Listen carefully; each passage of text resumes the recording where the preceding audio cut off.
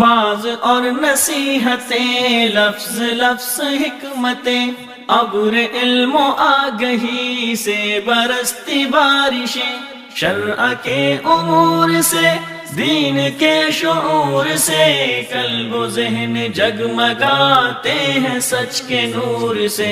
خطبہ جمعۃ المبارک،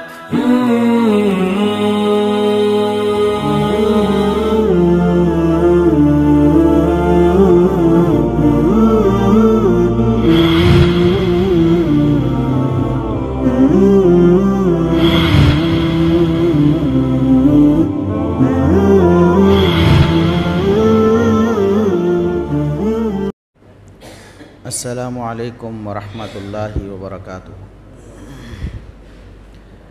ان الحمد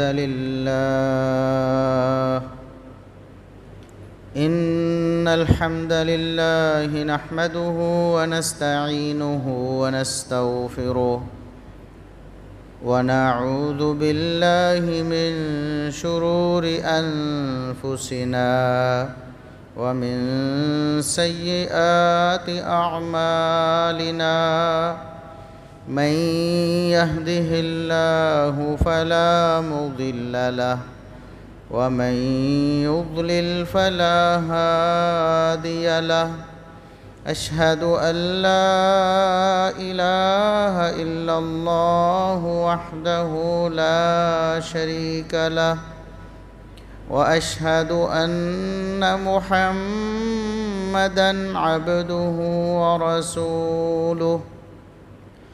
اللهم صل على محمد وعلى آل محمد كما صليت على إبراهيم وعلى آل إبراهيم إنك حميد مجيد۔ اللهم بارك على محمد وعلى آل محمد كما باركت على إبراهيم وعلى آل إبراهيم إنك حميد مجيد۔ أما بعد، فيا أيها الناس، ألا إن خير الحديث كتاب الله، وخير الهدي هدي محمد صلى الله عليه وسلم، وشر الأمور محدثاتها، وكل محدثة بدعة، وكل بدعة ضلالة۔ أعوذ بالله السميع العليم من الشيطان الرجيم، من همزه ونفخه ونفثه، بسم الله الرحمن الرحيم۔ وأنفقوا في سبيل الله ولا تلقوا بأيديكم إلى التهلكة وأحسنوا إن الله يحب المحسنين۔ انتہائی قابل احترام بزرگوں، عزیز نوجوان ساتھیوں، معززات و مکرمات، اسلامی ماں اور بہنوں، ہر قسم کی حمد و ثنا، تعریف و تمجید، کبریائی، بڑائی، رفعت و عظمت اللہ رب العزت کے لیے جو پوری کائنات کا خالق و مالک ہے۔ بے شمار لا تعداد بے حد و حساب درود و سلام پیغمبر آخر الزماں، محسن انسانیت، محسن کائنات، جناب محمد الرسول اللہ صلی اللہ علیہ وسلم کی ذات اقدس پر۔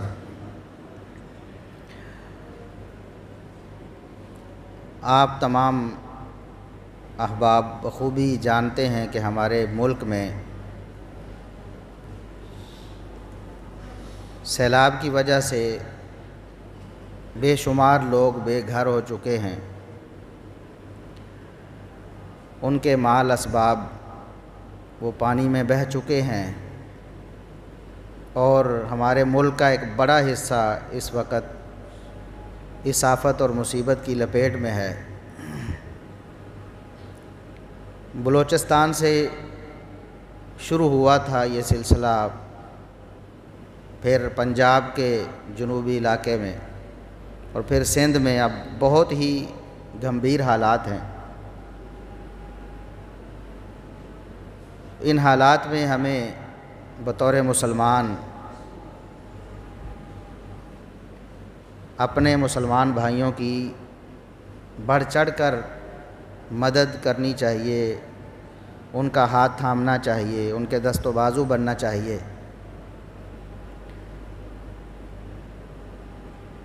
اگر ہم صرف مسلمان ہونے کی ہی بات کریں، ایک ملک ہونے کی، ایک قوم ہونے کی بات بعد میں ہے، صرف مسلمان ہونے کی ہی بات کریں تو ہمارے اوپر یہ فرض عائد ہوتا ہے شریعت کی طرف سے کہ اپنے مسلمان جو مصیبت زدہ بھائی ہیں ان کی ہم مدد کریں۔ کوئی مسلمان اپنی آنکھیں بند نہیں کر سکتا، باقی مسلمانوں کو مصیبت میں دیکھ کر وہ نظریں نہیں پھیر سکتا، اللہ رب العزت نے اسے یہ گنجائش ہی نہیں دی ہے۔ چنانچہ صحیح مسلم کی حدیث کے الفاظ ہیں، رسول اللہ صلی اللہ علیہ وسلم نے یہ ارشاد فرمایا ہے کہ المسلم اخو المسلم لا یظلمہ ولا یسلمہ، مسلمان کا بھائی ہے اور اس بھائی چارے کا تقاضا یہ ہے کہ کوئی مسلمان دوسرے مسلمان پر ظلم نہیں کر سکتا۔ اور صرف یہی نہیں کہ ایک انسان سمجھتا ہے کہ میں تو کسی پر ظلم نہیں کر رہا لہٰذا میں نے اپنے مسلمان ہونے کا حق ادا کر دیا ہے، میں تو پکا ٹھکا مسلمان ہوں، بلکہ ساتھ ہی اگلے جو الفاظ ہیں لا یظلمہ ولا یسلمہ، مسلمان ہوتا ہی وہ ہے جو نہ اپنے مسلمان بھائی پر ظلم کرتا ہے اور نہ مصیبت میں اس کو بے یار و مددگار چھوڑتا ہے۔ جو مسلمان ہے اس پر یہ فرض عائد ہوتا ہے شریعت کی طرف سے، اللہ رب العزت کی طرف سے، کہ وہ اپنے دکھی مسلمان بھائی کی ضرور مدد کرے، جو کر سکتا ہے اس سے بھی بڑھ کر کوشش کرے۔ آپ کے سامنے مثالیں موجود ہیں۔ ہجرت مدینہ کا واقعہ آپ سب نے سنا ہوا ہے، بچپن سے پڑھتے سنتے آتے ہیں کہ جب وہ مہاجرین مسلمان جو ہجرت کر کے آئے تھے بالکل تنے تنہا وہاں سے نکلے، اپنی جانیں بچا کر نکلے، گھر بھی مال متاع بھی سارا کچھ ادھر رہ گیا، تو رسول اللہ صلی اللہ علیہ وسلم نے پھر مسلمانوں کو جو مدینہ کے باسی تھے ان کو حکم دیا کہ اپنے بھائیوں کی مدد کرو،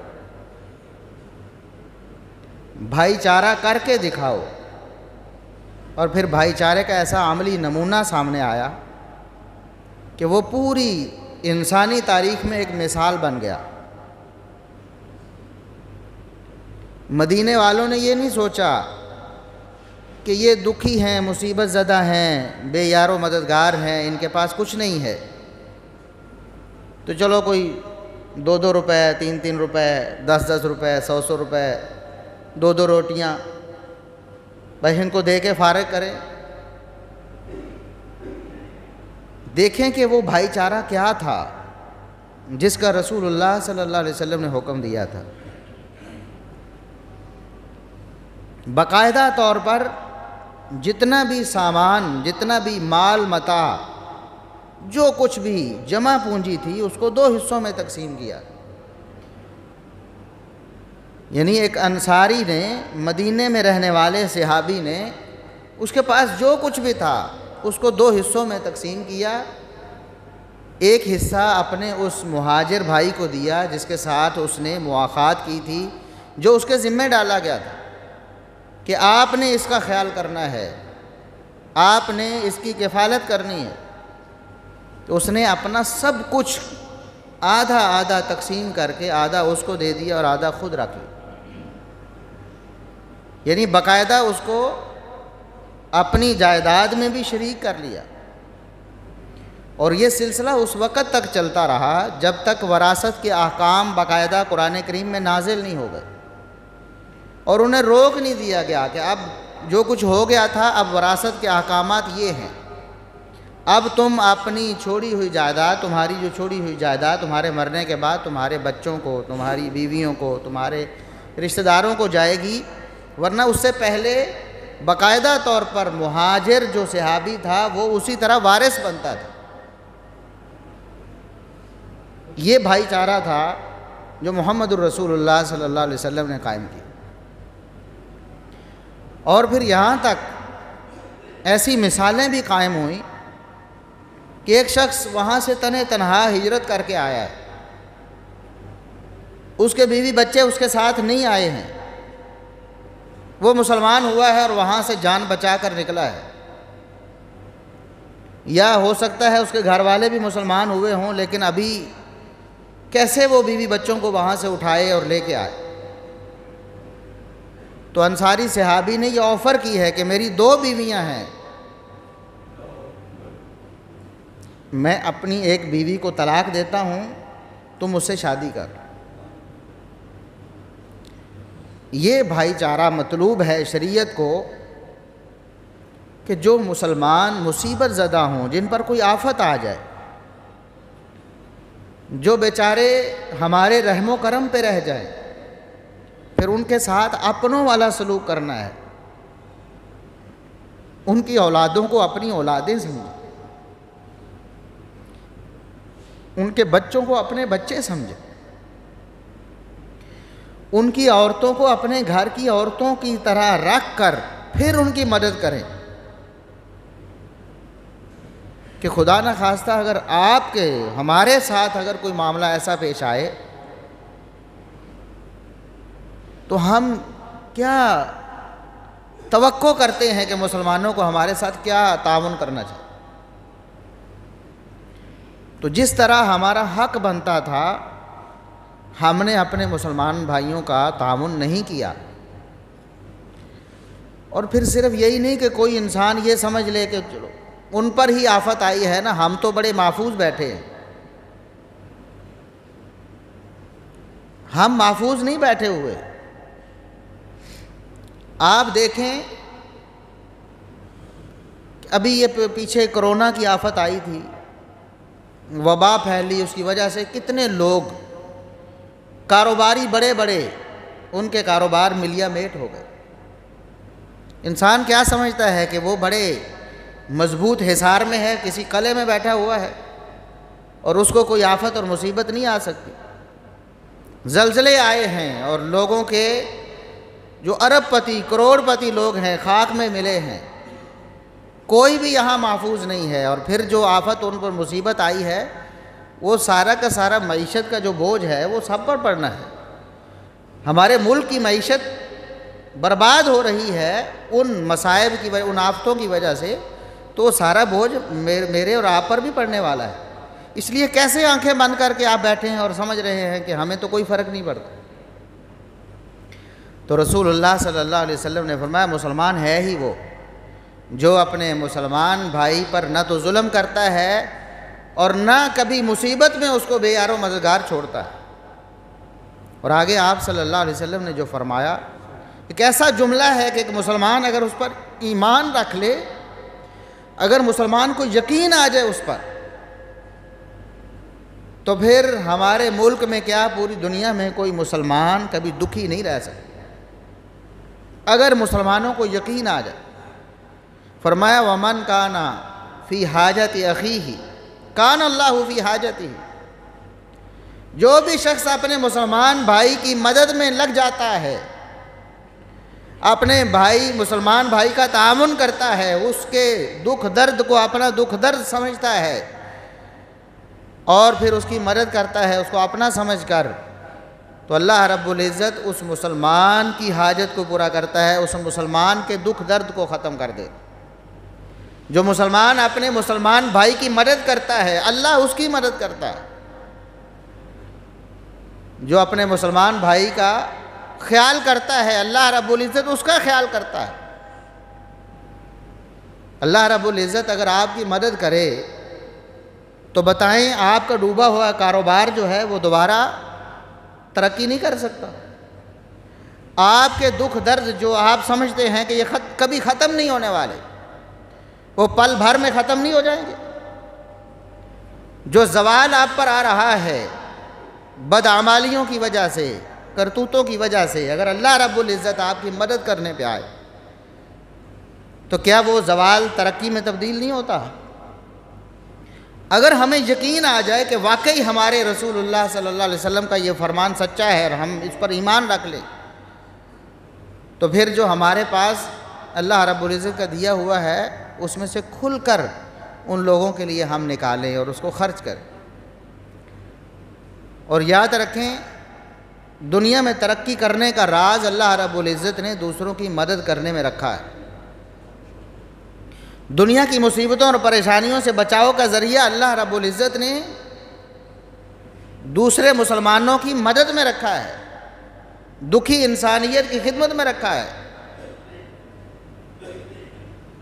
رسول اللہ صلی اللہ علیہ وسلم کا وہ فرمان بھی بڑا واضح ہے اور دو ٹوک ہے۔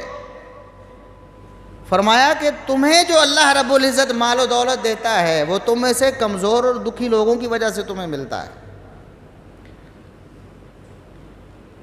تمہیں اللہ کی طرف سے جو انعامات ملتے ہیں وہ ان دکھی اور مصیبت زدہ لوگوں کی طرف سے، لوگوں کی وجہ سے ملتے ہیں،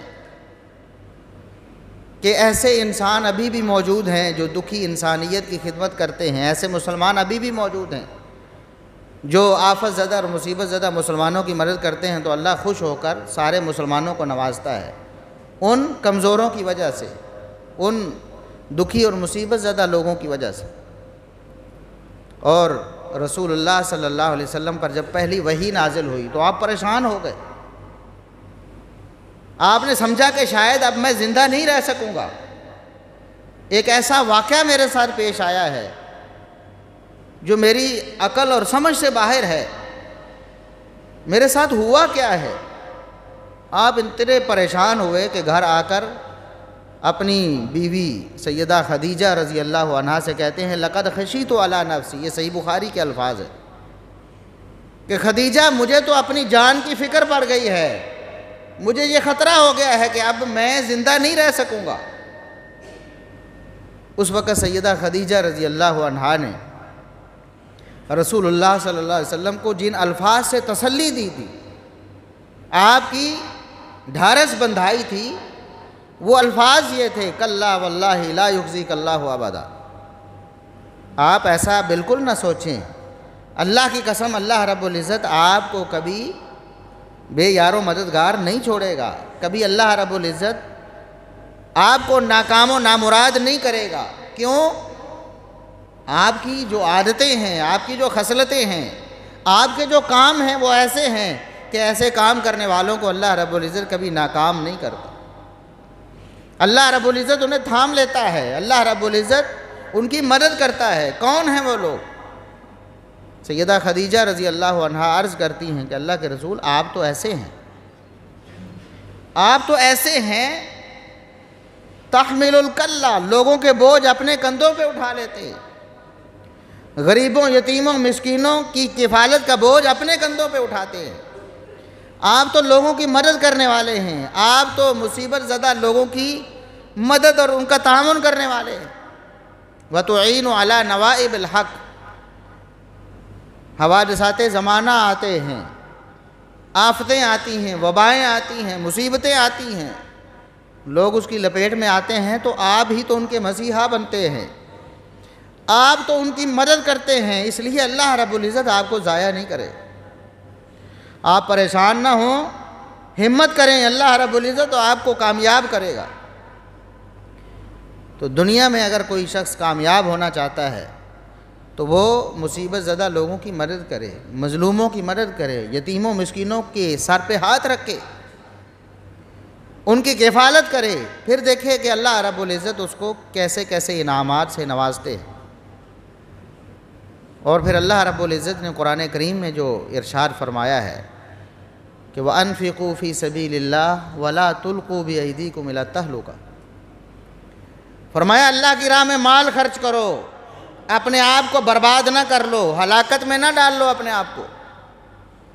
یعنی اللہ کی راہ میں مال خرچ کرنا بند کرو گے تو تم اپنے آپ کو خود تباہی اور بربادی میں دھکیل دو گے،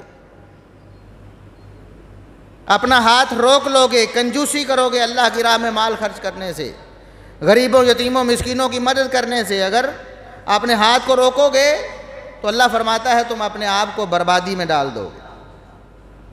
وَأَحْسِنُوا إِنَّ اللَّهَ يُحِبُّ الْمُحْسِنِينَ، فرمایا اپنے آپ کو بربادی میں نہ ڈالو، کنجوسی نہ کرو، اپنے خزانوں پہ سانپ بن کر نہ بیٹھو۔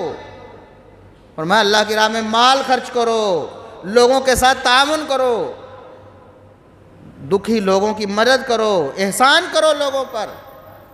یاد رکھو کہ اللہ رب العزت ایسے لوگوں کو ہی پسند کرتا ہے، ایسے لوگوں سے محبت کرتا ہے جو اپنا مال اللہ کی راہ میں غریبوں یتیموں مسکینوں میں خرچ کرتے۔ رسول اللہ صلی اللہ علیہ وسلم کا جو طرز عمل تھا، آپ اپنے گھر میں مال دولت پڑا نہیں رہنے دیتے تھے، جیسے ہی آتا اللہ کی راہ میں خرچ کر دیتے، اللہ کی راہ میں خرچ کر دیتے، دونوں ہاتھوں سے خرچ کرتے۔ بلکہ آپ صلی اللہ علیہ وسلم نے فرمایا کہ 3 دن کبھی نہیں گزرے کہ میں محمد کے گھر میں کوئی سونا چاندی کوئی چیز ایسی پڑی ہو، 3 دن ایسے نہیں گزرتے کہ اس سے پہلے 3 دنوں سے پہلے میں اللہ کی راہ میں لوگوں میں اس کو تقسیم کر دیتا۔ آج کروڑ پتی لوگ کثرت سے پائے جاتے ہیں، ہمارے اس شہر میں دیکھیں ارب پتی بھی ہیں، کروڑ پتی بھی، لاکھوں میں اپنے ماہانہ اخراجات کرنے والے، لیکن سیلاب زدگان کی مدد کے لیے اللہ ماشاء اللہ رب العزت نے ایسے افراد بھی پیدا کیے ہیں جن کے دلوں میں اپنا ڈر ڈالا ہے اور وہ غریبوں یتیموں مسکینوں کی مدد کرتے ہیں۔ ایسے افراد ہیں، تب ہی تو دنیا قائم ہے، تب ہی تو یہ نظام چل رہا ہے، تب ہی تو اللہ رب العزت کے عذاب سے ہم کچھ بچے ہوئے ہیں۔ لیکن اکثریت کا حال یہ ہے کہ سانپ بن کر بیٹھے۔ اللہ رب العزت نے قرآن میں کیا فرمایا؟ وَالَّذِينَ يَكْنِزُونَ الذَّهَبَ وَالْفِضَّةَ وَلَا يُنْفِقُونَهَا فِي سَبِيلِ اللَّهِ، وہ لوگ جو سونا چاندی بچا بچا کر رکھتے ہیں، خزانہ بنا کر رکھتے ہیں اور اللہ کی راہ میں انہیں خرچ نہیں کرتے، ان کے لیے دردناک عذاب کی بشارت ہے، وعید ہے ان کے لیے، وہ ڈرے اللہ رب العزت کے عذاب سے۔ اس لیے یہ موقع ہے کہ ہر انسان بڑھ چڑھ کر، ہر مسلمان بڑھ چڑھ کر اپنی خدمات دکھی مسلمانوں کے لیے پیش کرے اور ان کی مدد کرے اور ان کا تعاون کرے۔ رسول اللہ صلی اللہ علیہ وسلم جب بھی کوئی ایسا معاملہ پیش آتا لوگوں کے لیے، مصیبت زدہ لوگوں کے لیے، آپ صلی اللہ علیہ وسلم صحابہ کو کہتے کہ میرے صحابہ یہ لوگ آپ کے تعاون کے حقدار ہیں، ان کے ساتھ تعاون کرو۔ پھر صحابہ کرام اپنے خزانوں کے منہ کھول دیتے، جو تنگ دست تھے وہ بھی جو کچھ کر سکتے تھے اس سے بڑھ کر تعاون کرتے، اور جن کو اللہ نے دیا تھا مسجد نبوی میں ڈھیر لگ جاتے تھے۔ آپ نے ایک دفعہ اعلان کیا کہ یہ آپ کے مسلمان بھائی ہیں، یہ آپ کے تعاون کے حقدار ہیں، ان کے ساتھ تعاون کرو۔ پھر صحابہ کہتے ہیں کہ دیکھتے ہی دیکھتے مسجد نبوی میں ڈھیر لگ گیا، بہت بڑا ڈھیر لگ گیا۔ جس کے پاس جو کچھ تھا، مال متاع اسباب کپڑے جو بھی تھا، اس نے مسلمانوں کے لیے جو مستحق تھے ان کے لیے اپنا مال جمع کروا دیا۔ آج ہم کیوں وہ جذبہ نہیں رکھتے؟ کیا وجہ ہے کہ ہمیں کہا جاتا ہے، ہم دیکھتے ہیں اپنی آنکھوں سے، اب تو سوشل میڈیا کا دور ہے نا، لوگ ڈوب رہے ہیں بیچارے، ان کے بچے ڈوب رہے ہیں، ان کے پاس چھت نہیں ہے، راتیں وہ سڑکوں پر گزارنے پر مجبور ہیں، سڑکوں پر راتیں گزار، ان کے پاس خیمے نہیں ہیں، ان کے پاس پینے کے لیے پانی نہیں ہے، ان کے بچے گندا پانی پینے کی وجہ سے بیمار ہو کر مر رہے ہیں، ان کے جانور ان کی آنکھوں کے سامنے تڑپ تڑپ کر سسک سسک کر مر رہے ہیں، پانی میں سیلاب میں ان کے جانور بہہ کر جا رہے ہیں۔ وہ بھی تو لوگ تھے نا، ان کو بھی اللہ نے دیا تھا، لیکن اب وہ مصیبت میں ہیں، اللہ نے چھین لیا ہے۔ تو کیا ہمارے پاس کوئی گارنٹی ہے کہ اللہ کا عذاب ہمارے اوپر نہیں آئے گا؟ ہمارے ملک کا بڑا حصہ اس وقت آفت اور مصیبت میں ہے، اور اللہ نہ کرے اگر ہم پر بھی کوئی مصیبت آتی ہے تو بتاؤ کون ہوگا ہماری مدد کرنے؟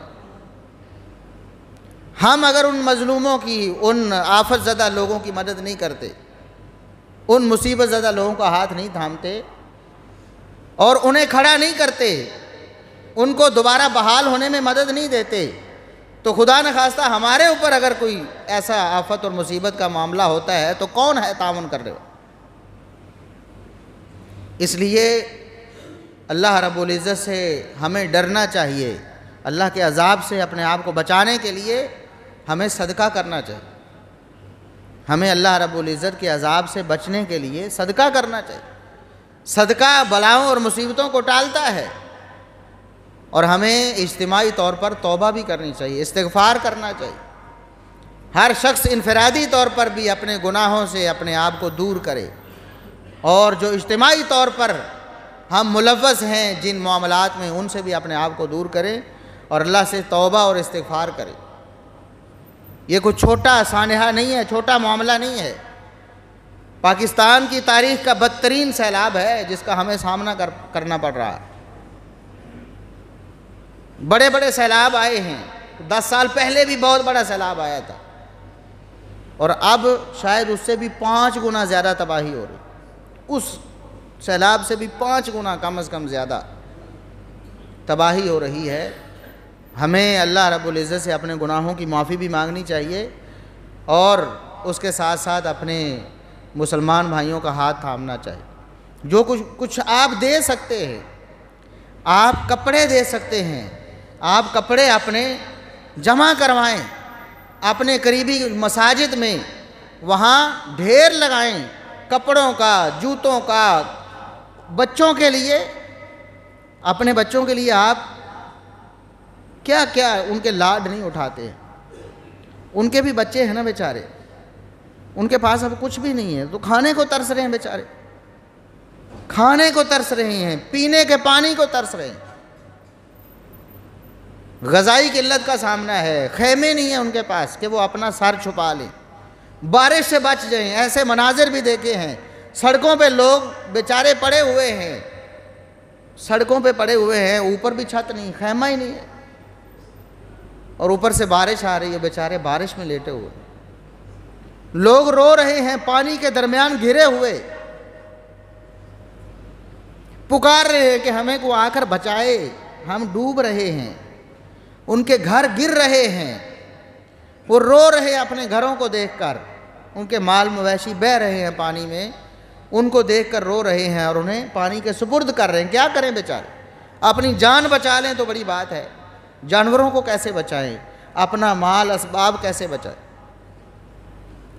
تو اس لیے تمام جتنے بھی لوگ ہیں، مرد ہیں، خواتین ہیں، بڑھ چڑھ کر اللہ کی راہ میں مال خرچ کریں، اور اللہ رب العزت کا وعدہ ہے ما نقصت صدقۃ من مال، جو محمد الرسول اللہ صلی اللہ علیہ وسلم نے ہمیں دیا ہے۔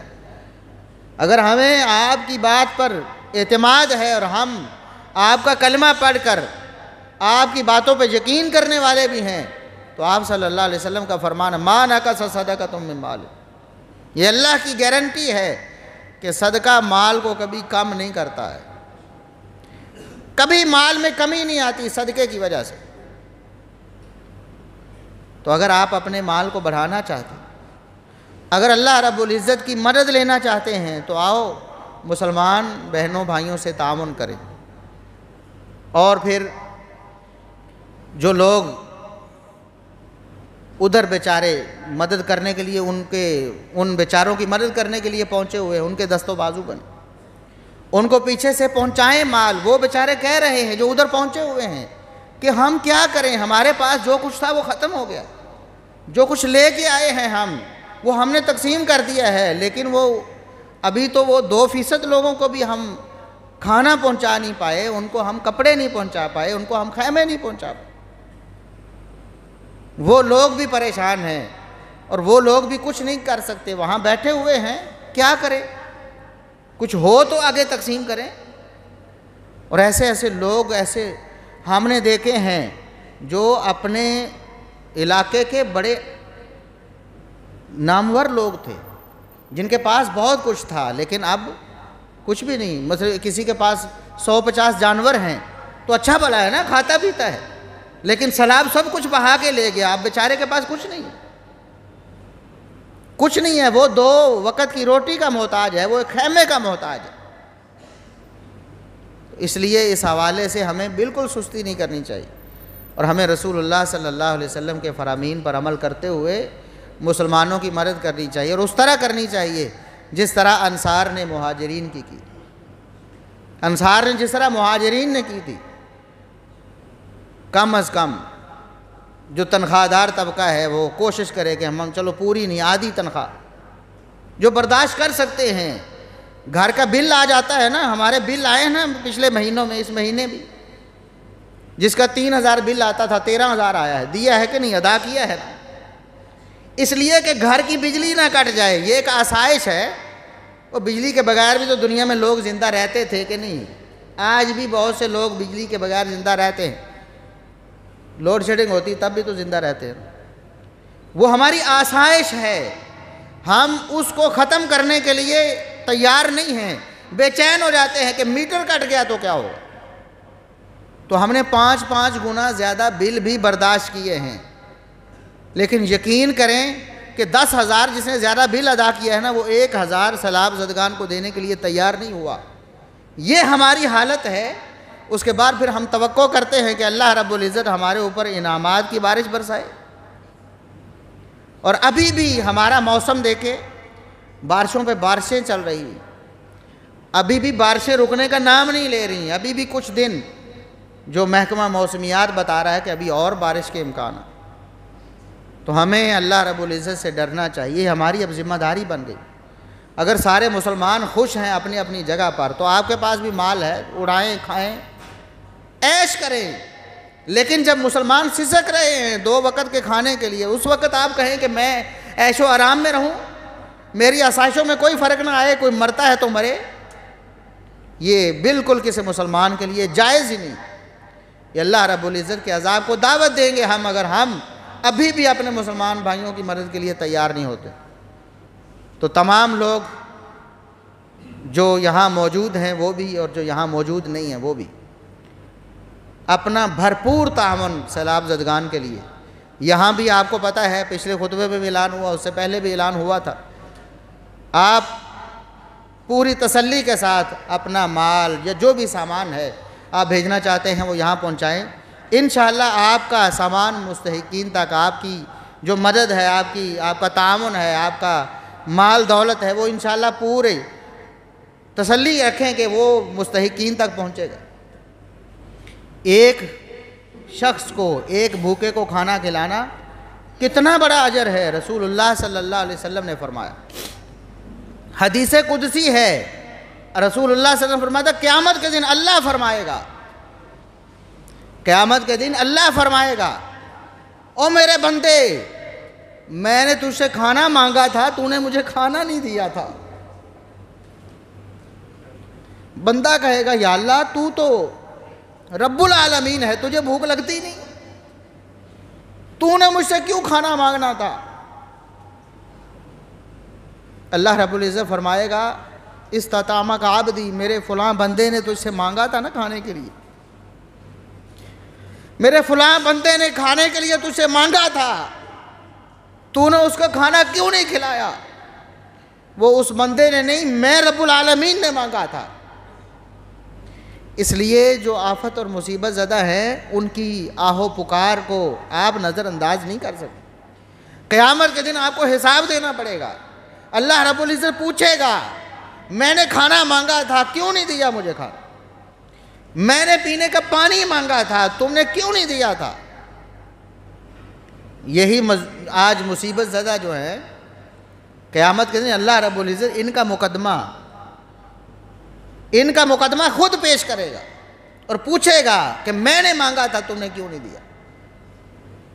اس لیے جو کچھ ہم کر سکتے ہیں وہ ضرور کریں, جو کچھ دے سکتے ہیں وہ ضرور دیں. یقین کریں چھوٹے چھوٹے بچے جو ہیں نا, ہمارے گھروں کے بچے, وہ جب دیکھتے ہیں نا ایسے معاملات کو, آپ کو پتہ ہے بچوں کو پیسے جوڑنے کا بڑا شوق ہوتا ہے, وہ اپنے پیسے جمع کرتے ہیں اور ان کے قریب بھی کسی کو آنے نہیں دیتے. جب وہ حالات دیکھے ہیں نا بچوں نے, وہ کہتے ہیں ہمارے پاس جو بھی ہے ان کو دے دو, ان مصیبت زدگان کو دے دو, ان بچوں کو بھیج دو. بچے بھی دیکھ کر پریشان ہوتے ہیں. اور ہم اللہ کے لیے کچھ کریں, اپنی استطاعت سے بڑھ کر کریں, اور انشاءاللہ اللہ رب العزت دنیا آخرت میں اس کا بدلہ آپ کو دے گا. دنیا میں بھی اللہ رب العزت نے وعدہ کیا ہے کہ اللہ کی راہ میں جو خرچ کرتا ہے فَهُوَ يُخْلِفُهُ, اللہ رب العزت بڑھا چڑھا کر واپس کرتا ہے. یہ اللہ کا وعدہ ہے, اللہ بڑھا چڑھا کر آپ کو واپس کرے گا. اور آخرت میں تو رسول اللہ صلی اللہ علیہ وسلم نے فرمایا کہ صدقہ آگ سے بچنے کا بہت بڑا سبب ہے. اتقوا النار ولو بشق تمرۃ. آپ کے پاس کچھ نہیں ہے, کھجور کا ایک ٹکڑا, پوری کھجور نہیں, ایک ٹکڑا کھجور کا دے کر اگر آگ سے بچ سکتے ہو تو بچ جاؤ. آپ کروڑ پتی ہیں تو لاکھوں اللہ کی راہ میں مال خرچ کر دیں آگ سے بچنے کے. آپ خود تنگ دست ہیں, 10 روپے بھی آپ دیں گے, اللہ کی عذاب سے, اللہ کی آگ سے اپنے آپ کو بچا سکتے ہیں. اس لیے تمام لوگ کوئی خالی نہ جائے, اور جس کے پاس ابھی نہیں ہے بعد میں پہنچائے, اور ضرور تعاون کرے ان سیلاب زدگان کے ساتھ. پہلے بھی ہمارے اس مرکز سے اور مسجد سے سامان جو ہے وہ سیلاب زدگان کو بھیجا جا چکا ہے. تو تمام لوگ جو اپنا تعاون بھیجنا چاہتے ہیں وہ اگلے جمعے تک انشاءاللہ یہاں پر انتظام رہے گا کہ آپ کے جو امانتیں ہیں ان کو محفوظ کیا جائے گا اور پھر آگے پہنچایا جائے. تو تمام لوگ زیادہ سے زیادہ بڑھ چڑھ کر تعاون کریں اور پہنچائیں. اللہ رب العزت ہمیں اس مصیبت کے وقت میں اپنے مسلمان بھائیوں کے کام آنے کی توفیق عطا فرمائے. وآخر دعوانا ان الحمد للہ رب العالمین.